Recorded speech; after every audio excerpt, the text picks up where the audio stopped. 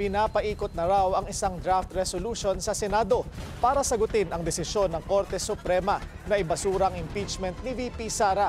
Ang detalye sa agenda report ni Hannah T. May kumakalat na draft resolution para linawin ang stand ng Senado tungkol sa impeachment ni VP Sara. Pinangungunahan umano ito ni Senator Kiko Pangilinan, pero hindi pa kilala kung sino-sino na ang pumirma. Naghahanap daw kasi ang Senado ng paraan para mabalanse ang pagtingin nila sa naging ruling ng Korte Suprema na unconstitutional ang articles of impeachment laban sa bise. Sa pagitan ng pagrespeto sa Korte Suprema, pagtaguyod sa mga responsibilidad namin bilang Senado at pagtupad sa aming mga obligasyon sa ating mga mamamayan na nag-e-expect at tamang nag-e-expect sa amin ng pagtaguyod din sa accountability ng mga public officials. Hinihintay din ng upper chamber ang opisyal na paghain ng House of Representatives ng motion for reconsideration sa SC bago sila magdesisyon.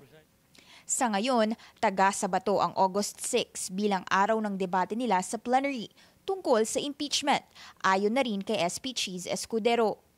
Handa rito ang Senate minority, lalo na't hindi na malabong may mag-motion ulit para ma-dismiss na ang complaint na unang ginawa ni Senator Bato de la Rosa nitong Hunyo.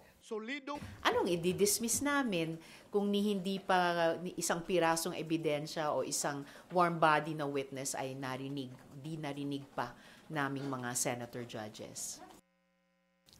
Para kay Senator Risa Ontiveros, tila nadagdagan ang requirements para ma-impeach ang isang official matapos ang Supreme Court ruling. Sinabi sa desisyon na hindi dumaan sa due process ang impeachment complaint at isa sa dahilan, kawalan ng kopya ni VP Sara ng mga reklamo.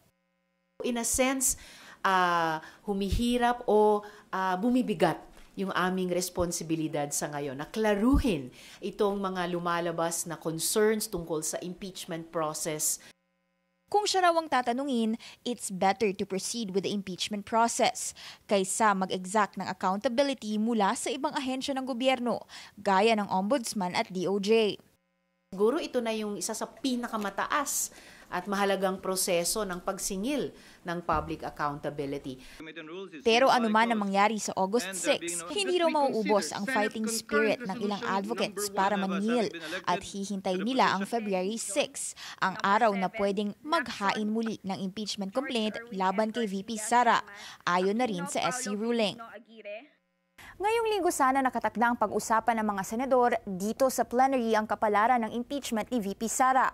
Pero napagkasunduan nilang maglaan muna ng konting panahon para pag-aralan ng SC desisyon. Para sa agenda, Hannah T, Bilyonaryo News Channel.